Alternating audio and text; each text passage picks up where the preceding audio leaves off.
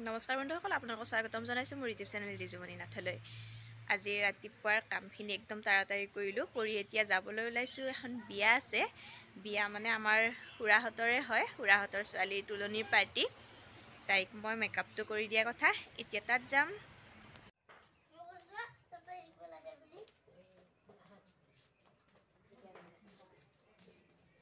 এজনী আমাৰ মৰম লগা কইনা ৰিয়া কুমাৰ, ইফালে মোৰ ননদো।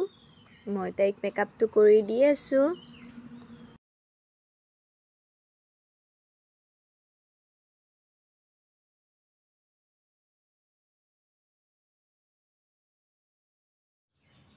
এয়া আমাৰ কইনাজনী ৰেডি হৈ গ'ল।